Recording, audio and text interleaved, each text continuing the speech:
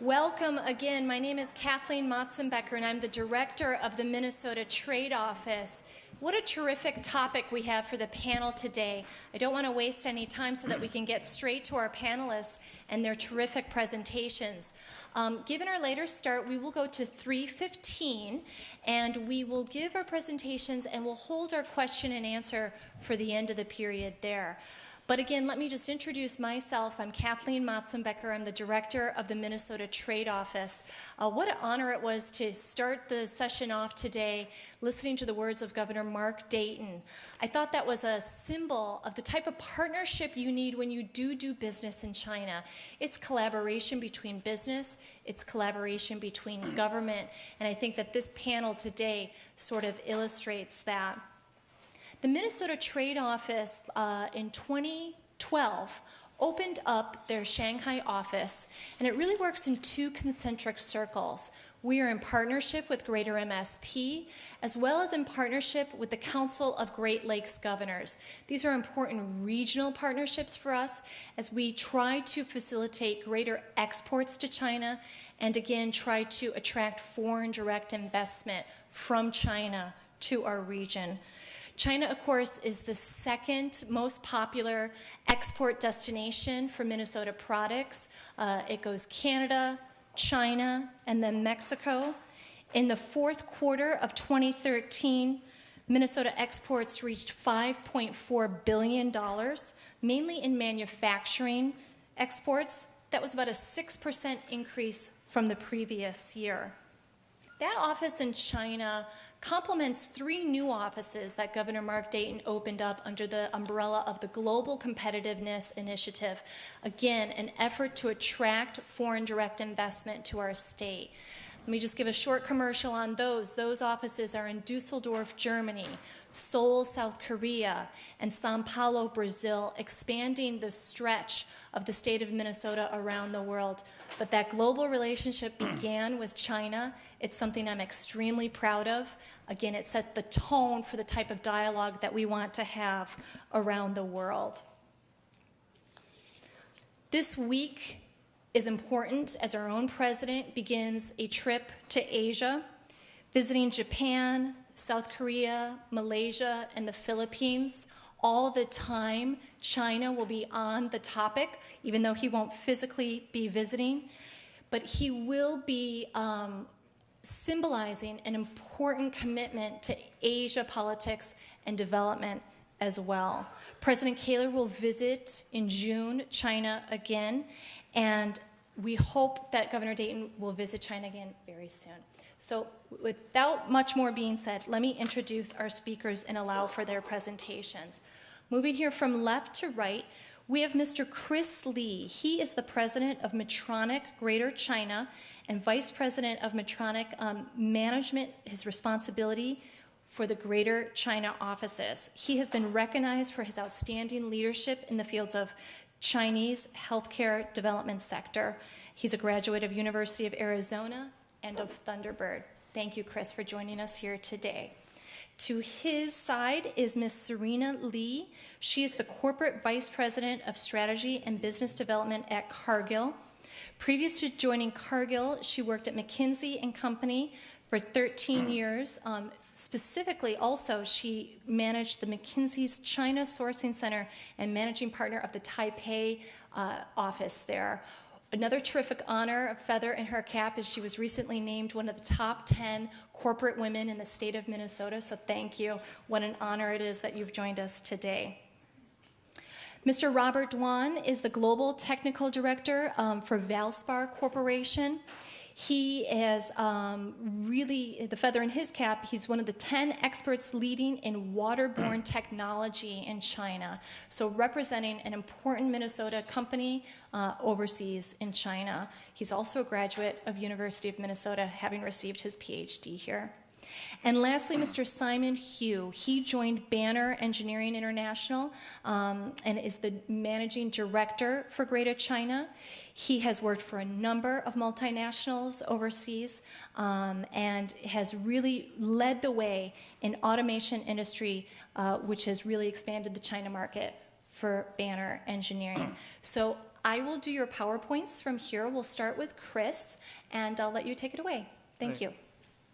All right, thank you. So I will start with my 5-minute presentation. Initially, I thought that I was going to have 50 minutes, but I need to cut my presentation by 90%. So I'm just going to talk to you on what I was hoping to deliver, some key messages. But before I start my short presentation, I need to confess to you that I'm actually not Chinese. You know, when I'm working in China, I pretend to and act like I'm a Chinese because I do look like a Chinese person, but we have so many Chinese people here, so I'm actually from South Korea. Yeah? So, so I'm Korean, and actually my Chinese is not even really good anyway. So I'm here representing a company called Medtronic. So I was asked to describe the company and our connection to the Chinese people and the University of Minnesota. And I was invited to come to this symposium, and then I was thinking, what is my connection with the University of Minnesota? As Kathleen said, I didn't even go to University of Minnesota, and I'm not even from China, although I'm working in China.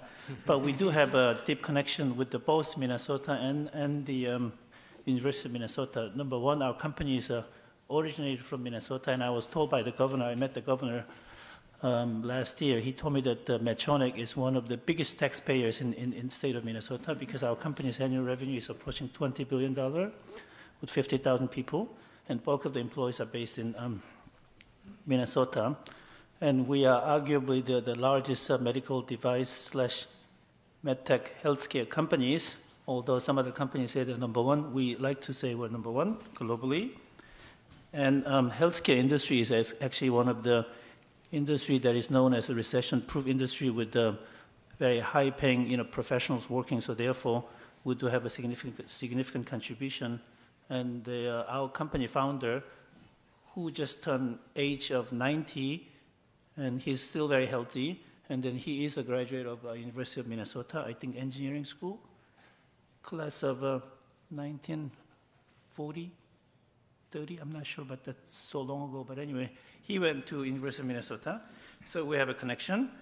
And I just learned that the University of Minnesota today has some 2,000 plus students that are attending the school, and then obviously our company do have some, if it's not many, University of Minnesota alumni that are working in our company, both in the US and in China as well. And then we'd like to increase the connection there. So that brought me to here to speak on behalf of the company.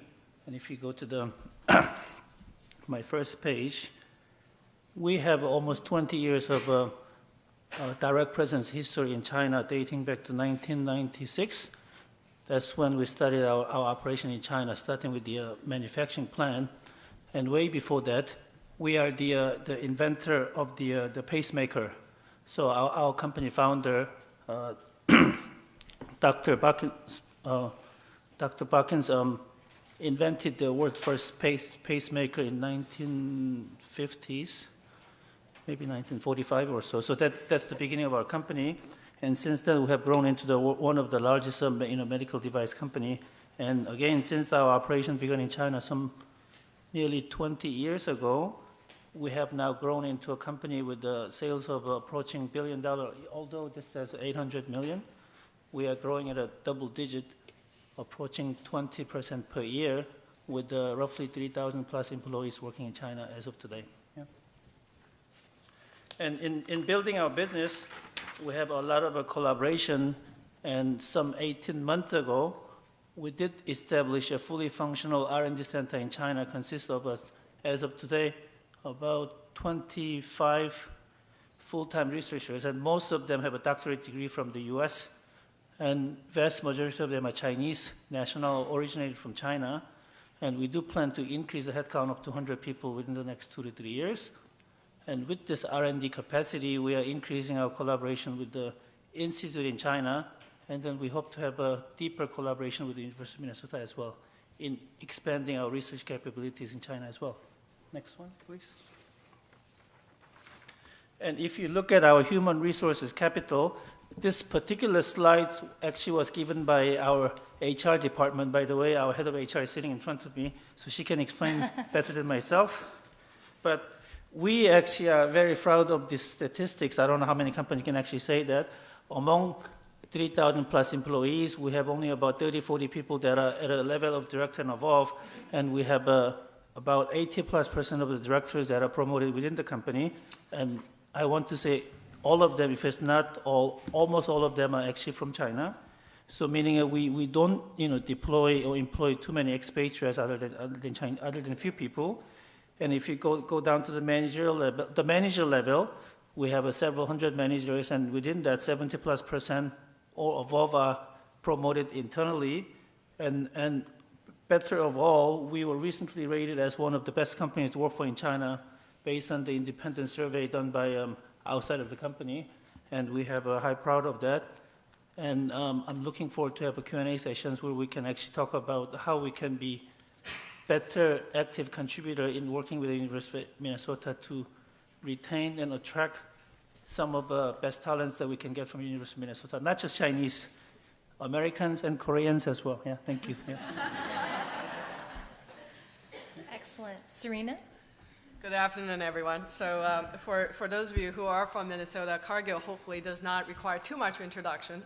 But I joined Cargill about 3 years ago and actually moved from New York to join Cargill. And here's a little story. When the headhunter called me about Minnesota, and this is a true story, I was sitting next to my computer. I literally pulled up Google and Googled where Minnesota is specifically and realized this is exactly in the midpoint of the US. I said, fantastic, I'm going to the heartland. So, and I think more to the point, Cargill is indeed in the heartland in terms of what we do. Right? So Cargill is probably one of the world's largest private company in the world. Last year, our revenue was $136 billion. We have about 140,000 employees across 67 countries. Cargill, interestingly, is also a very decentralized organization, so we have 65 business units. And our businesses range to everything from the heartland of the business, which most people know about Cargill, is in the grain trading. So we're one of the largest grain traders in the world, where we handle everything from corn, soybeans, sunflower seeds, to wheat, to sugar and cotton. But that's only about 30% of our business. Okay? The other 40% of our business is actually in food ingredients and animal protein and animal nutrition. So what those are, animal ingredients is all about how do you turn bioproducts into something that actually human beings can consume, right? So everything from texturizing solutions to cocoa and chocolates to sweeteners, which is something you add to a lot of drinks as well as bakery products. We're also one of the actually world's largest animal protein producer. We have chicken farms in a number of countries around the world. In fact, one of the largest investment we made in China last year was a $300 million chicken facility that invested in a place called Chuzhou, which is about 2 hours west of Shanghai, with an annual capacity of about 65 million chicks being processed. So here's a little quiz. 65 million chickens, how much market share is that? Anybody venture to have a guess? 2%. It's 1.5%, right?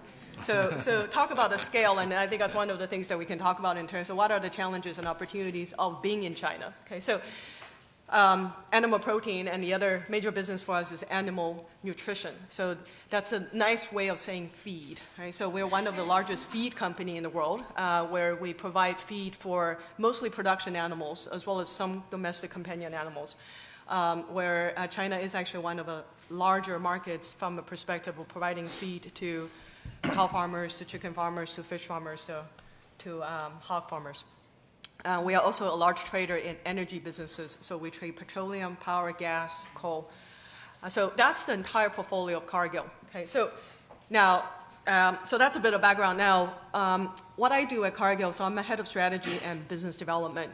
So I look at corporate strategy in terms of the portfolio of the businesses that we do. So Cargill, so I'm actually not focusing in China per se, but rather looking at entire 65 businesses and asking a question, is this a portfolio that will help Cargill continue to grow for the next 150 years? Cargill started 150 years ago here in Minnesota. So the other part of my job is I do business development. So it's mergers and acquisitions. So Cargill, on average, every year we handle about 30 large transactions, and those transactions all go through my department. So everything from doing the due diligence to evaluation to integration, including many of them in Asia. So So that's what I do in terms of looking at both the strategy and also the M&A side. Now, specifically on China, a couple pages to share with you in terms of our history and our strategy in China. Cargill started in China in 1972. It's shortly after Nixon's visit where they established the Sino-US communique. And Cargill was actually invited to be one of the earliest grain traders in China, where we helped Chinese export corn as well as import wheat. And part of it, obviously, is to help stabilize the food price in China, as well as providing food safety and food stability in China. And I think, like many companies in China, Cargill went through its own growth period, as well as setbacks. I think the real growth for us in China really probably started last 15 years or so, where we started to have major investments both in processing, production, as well as in investment in trading operations over the last 10, 15 years. Okay? So today in China, we have about 60 locations with about 10,000 employees, and we have about 30 businesses that's currently operating in China. Most of the business that I just described for you has some presence in China. Okay? The largest of those include our grain trading business, as well as our animal protein and animal production business in China. Okay? Now, I try to summarize a lot of things on this page, so let me take a minute to describe. I think as we think about China, we think about obviously what are the opportunities present to us for a company like Cargill to be able to take advantage of, as well as what should be our strategy. So we look at China opportunity and strategy in the following three buckets. The first one being, how do we continue to be an important player in the Chinese need for bulk commodity? Right? So the bulk commodity, that includes both grain as well as in energy-related commodities. China today imports about more than 50% of the world's soybean. Okay, export soybean, as well as a major player, increasingly a bigger player as an importer of corn, world's corn. So as a grain exporter, China is important for us to be in. In addition to grain-related commodities, lots of energy-related commodities such as coal and steel. Right? China probably imported about a quarter of the world's steel last year, right, is another major opportunity for a trader like us, where we actually, by the way, Cargill is one of the largest charter shipping company in the world that a lot of people don't know about, because we understand the trade flow, so we're able to charter these huge boats that actually ships commodity from places of production to places of need. Right? So that's one area where, from Cargill's perspective, it is leveraging our supply chain know-how, leveraging our understanding of supply and demand, and of course leveraging our risk management in these commodity items, as well as our trading expertise. That's one bucket. I think the second bucket is all about capitalizing on the domestic growth in China. Right? So everybody knows, and obviously there's some nuances to it. If you look at the food commodity, if you talk about industry, so the anti-cyclical business, I think food is probably one of those most anti-cyclical business. No matter how depressed the economy gets, people have to eat. And I think for places like China, where we're seeing tremendous urbanization growth, I think the statistics says by year 2050, 60% of the Chinese population is going to be in the urban situation, right? And what we do see, and what we definitely know, is as people move into a middle class band, their disposable income disproportionately go to food, and within that food consumption, disproportionately that goes to protein consumption. People want to eat more meat when they become richer, right? So how do we capitalize on the growing urban population, growing needs in food? It's something that we continue to look at. And then the last bucket, which I'll describe very quickly, is in the livestock supply chain. China today, probably in the most conservative estimate, has about 200 million smallholder farmers. Right? Compared to the U.S., is about a tenth of it. U.S. has about 2.2 million farmers, and the U.S.'s farmland is about 100% bigger from a size perspective compared to the farm.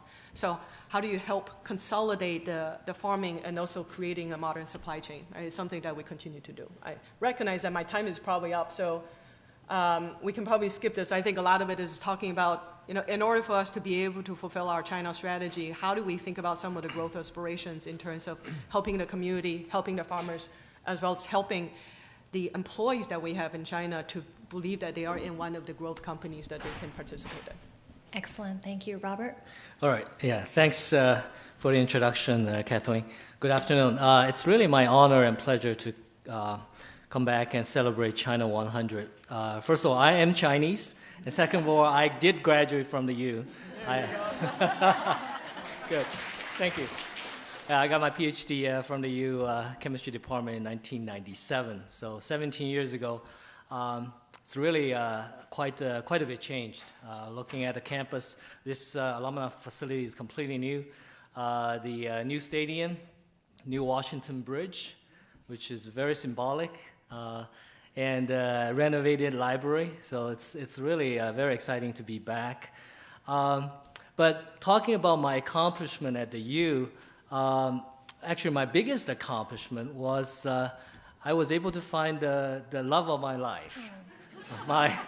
A very beautiful, talented girl from Beijing, Ling Wang. And interestingly, the matchmaker, we didn't meet. And the matchmaker of this marriage is Kathleen McCoskell, who's sitting right here, and Chris McCoskell's, famous Chris McCoskell's wife. And she introduced us in one of our parties. And that's how we met, and we've been married for 16 years. We have a 13-year-old daughter, and we're really trying to brainwash her to join you when she's ready. So that's my little story. And also, actually, sitting right next to Kathleen is Annie Ling, who's the master of ceremony of our wedding. So both of them, very important to my life, is here. So I'm very happy to be able to come here. Now, for my 17 years, I spent about 10 years in China. So I just came back from China last year. Right now, our family is in Chicago. I work for Valspar. Valspar is a Minneapolis-based company. It's the world's fourth largest coating company and has footprints all over the world, about 65 different countries. And my current role is the Global Technical Director for the consumer business, which has a reach all over China, over in Southeast Asia, in Australia, New Zealand, also in Europe. So we have a global footprint. And because my involvement is pretty much on R&D, so I want to talk a little bit about the R&D strategy supporting the business and supporting the business growth in China. This is the R&D center which I helped to Valspar to build in China in the suburb of Guangzhou. It's called a town called Shunde. It's really a world-class R&D center. We established in 2011, and right now we have about 150 scientists working in the research facility. And Valspar is going to inaugurate a U.S. center in next month in Minneapolis. That's our global technical center as well here in Minneapolis. So next one. So why do we want to build a research development center in China to support a business growth? Now, if we look at the old initial business model, how U.S. company went to China, and a lot of these business opportunity were brought in because our customers that went to China. For example, Caterpillar, John Deere, they moved their production facility to China. And in order to support that business, we moved our production, our manufacturing to China. Now, this business model worked for a number of years, but increasingly we're seeing, if you want further growth in China, like Sarena just said, we really need to tap into the local market. And how do we really tap into the local market? We need to really understand the local customer. We really need to develop a product tailored to the local customer needs. And that's why we really need a fast response to customer needs. And that's why it's very important as a business strategy, as a business person, to consider setting up a research development center, a technical center in China to support the business growth. And we have many examples of once we set up the center, we are able to really rapidly tap into the local market. Now, there's also a side benefit of setting up really research development center is a lot of raw materials. If you look at around the world, look at the merchandise you are buying from the stores here. It's all made in China. So a lot of opportunity exists to lower the global raw material cost if you set up a research development center in China. And the third way is people are concerned about intellectual property protection. And from our experience, actually putting a center in China, it actually helps to protect the intellectual properties. And especially you can be more proactive in patenting and more proactive in controlling the secrets that you've developed, and better way to retain the talents over there. Okay, next one. Here's just showing some of the world-class companies, the R&D centers they've set up. And before Valspar, I was working for Dow Chemical Company, which is the largest chemical company in the U.S., and this is the center they set up in Shanghai. $280 million investment. It's almost expand to 2,000 employees in that center. It's the world's one of the world's largest chemical research facilities. Okay, the next one. Now, if we look at business impact, we really realized in the last few years that by putting a development center in China, we have a lot more sales that attributed to the local development. If we look at our product sales today, we can see approximately about 20-25% is really developed in China for China market and patent protected in China. So that's really a critical advantage for us, especially for Valspar, putting our R&D center in China. Okay, very quickly, next one. Now, putting a center is easy. Running it is difficult. We have a lot of learning, and I don't have a lot of time to share, but if you look at, this is really a roadmap of building a center and then elevate it to a world-class research facility. And that's a long journey. And most of the companies that, leading companies I'm familiar with, it's probably still at the stage, phase 1 and between phase 1 and phase 2. It's still got a long way to go, but the organization is very young, very dynamic, eager to learn.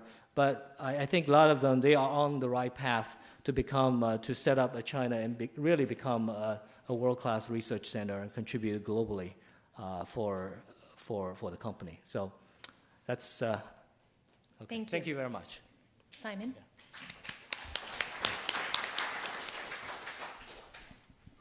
Okay. I'm Simon Hu. Actually, I'm an alumni of Carlson School, UOM. It's really my pleasure, and I'm very excited to meet my teacher and professor, Michael Houston, and the founder of our EMBA program, Professor Motzenbecker, and also two of my very good friends, Teresa and Matthew, from Carlson School. And by the way, I want to mention that actually I come from Shanghai, and I'm the vice president of Alumni Association of UOM in Shanghai, also in Guangzhou. So here, I think if any of you, our students of UOM come back to China, you want to join the Alumni Association, you can contact me. Because in Shanghai now, the association do have almost 300 alumni. And we organize activities every year, and in Guangzhou, we have more than 500. So actually, I think everybody very excited about we have so great alumni association in Shanghai and Guangzhou. Also in Beijing, I think Wan Lin is just now she gave the great speech, and she can represent the Beijing Alumni Association. Talking about, I come from Shanghai actually. In the last 10 years, I come along between Minneapolis and Shanghai because I work for this great Minnesota company. Banner, almost 50 years history. Many of you, maybe most of you, don't know Banner because industrial automation, maybe most of you not familiar, but I'm sure actually industrial automation and Banner do have relation with most of you because our number one industry is automotive. We have products using on product line of GM on their every plant, most of their product lines. And also we've been involved in the product process, manufacturing process of Apple. So everyone, if you, you use an iPhone, iPad, which a lot of my products is doing, helping the manufacturing. So, we are manufacturing, design, develop all these, PLC, HMI sensor, photoelectric sensor, ultrasonic radar, a lot of sensors. So, Banner, actually, we are late in China market. Compared with our number one competitor, Omron, actually Omron in China market in 1985. But Banner, actually, we just entered in China in 2002. So we are late. However, I think we did a very good job. I joined Banner in 2005, and we really begin to approach the growth in last 9 years, and we got very good performance. So in last 9 years, and now we are number 2 on market position, and also we are number 2 market, except the USA, so worldwide. Talk about our growth strategy, I think basically we talk about these 4P products, our channel distributor, and the vertical market strategy, and also price strategy, build a great team, localization, training system, and also operation profitable. I think these 3 sides represent our core strategy. And next page. Here I want to mention that the team building and the cross-cultural communication are very, very critical for Minnesota company to be success in China. So choosing right people, which is very, very number one priority issue in our last 9 years when we do the team building. So next page. To summarize, and actually we set up a 2020 strategy to looking forward for our next 10 years development.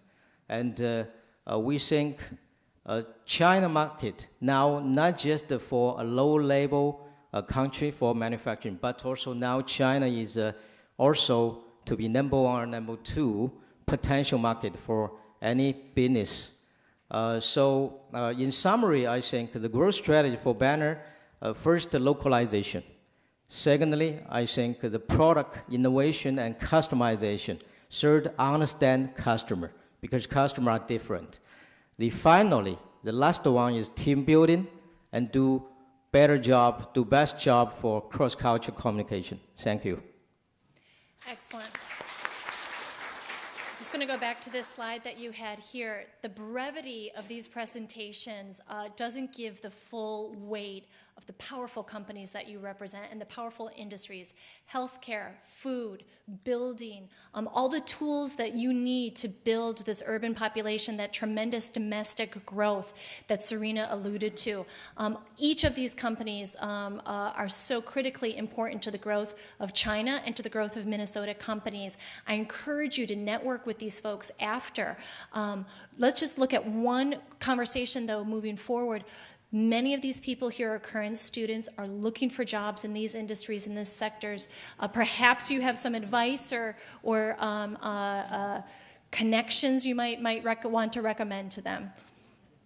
Anyone want to throw out some? We have a head of HR sitting here from our company. But I realize that time is running out, but I was really hoping to raise this one particular critical question, because although I'm not a Chinese person, I was educated in the U.S., so I have a little bit of a sense of belonging with a Chinese student, because the question that I wanted to raise, not that we have an answer, was that despite the fact that when you go to any major universities, including University of Minnesota, you see the large population of Asian students, particularly the Chinese. But unfortunately, when you actually get into the corporate world, you don't see that many Chinese people working at a senior managerial level. I was always wondering why is that? Maybe there's some kind of a loophole that we can work together to increase the the visibility of the Chinese or Asian population, because they are known to have the largest population of the foreign student bodies in any major universities, including here. But again, I repeat, before I came here, I tried really hard to look for University of Minnesota graduate of a Chinese origin in a senior level position. We do have some, but very rare. And I wonder why.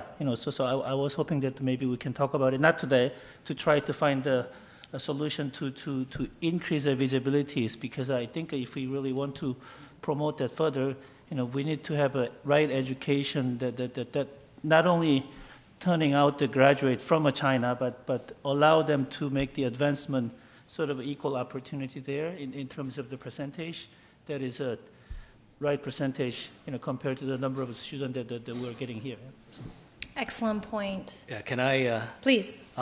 First of all, I do have currently an opening in Chicago. So it's Director of Innovation. I have an opening in Chicago. So if anybody's interested moving to Chicago, not too far away from Minnesota, then that's... I do want to give advice, especially for the Chinese students thinking about going back to China to develop their career. I think right now a lot of companies are offering an unprecedented opportunity to do so.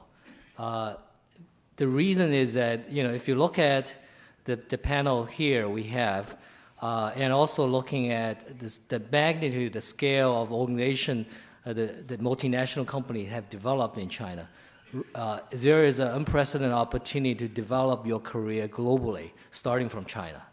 And that opportunity was not there 10 years ago. But today, it's there. For example, our center that we built in China, this is, there's only 2 global R&D centers in Valspar. One is in China, one's in Minneapolis. The center there is a global center. So if you are capable, you are ambitious and smart, you can develop your career through working in that center and build your career up. And we have frequent exchanges between the Minneapolis lab and our China lab to collaborate, work on the global project together. And I think right now, if you are ambitious, if you wanted to start your career and look for opportunity to really shine, to make a difference, this is the time to do it. Any other final questions or comments from the panel? I think just on the talent question, I think I mentioned that Cargill has 30 businesses operating in China today. I think they're constantly looking for fantastic talent, everything from people who are interested in trading to commercial, to product management, to managing some of our plants and increasing the operation efficiencies of many of them. As well as, by the way, the department I manage, strategy and business development, we have an office in Shanghai as well, right, where we hire people who are interested in doing strategy and M&A work. I think the challenge for a lot of Chinese students, and probably one of the things that Chris, you alluded to, is how do the Chinese student, one thing I always tell people, by the way, I'm from Taiwan, so I do speak Chinese, but a lot of people ask me, so how do you as a Chinese person actually get to a position where you get to in a place like Cargill, where, by the way, I tend to be surrounded by mostly white male, right? So, but I said, the truth is, I do not believe that simply because I speak Chinese, therefore they give me a leg up, right? I think it's very, very important. Being Chinese, and the truth is, even if you grew up in a particular place, does not automatically give you an advantage or insight. So I think the challenge I will put back out to you is what exactly that you bring to the employers. Why should they hire you? Language itself is not sufficient. Cultural understanding itself might not be sufficient either. But what are some of the specific, unique skills and understanding or capabilities that you can absolutely convince your employer that you're the best choice, right? I think that's important. I think the second thing, if I could add, is part of it is your career and ambition. One of the biggest challenges for multinationals like us in China is our ability to retain some of the best employers. So if you have the ambition to raise to a very senior level, would you be willing to stay with a company and actually build your career long term? So I would just leave those 2 thoughts with you. Excellent advice. Simon? Yeah, I just want to add one comment. If any of our students of U of M want to look for opportunity in China, I think one thing is very important. No matter if you got MBA degree or you got some other, even doctorate degree, but I think good development in China something very important is you really need to understand people and understand customer. So don't just say, I want to be a top manager position. And normally the first thing is you need to understand customer and understand it. So go visit them, go talk with them. This is to really do something, to understand people and customer. That was not the only issue that we would have liked to have discussed further, but I plant as a seed for further conversation. People, if they want to continue this, please look for our panelists, look for myself. I'm happy to connect you. And again, thank you for the opportunity for putting this panel together.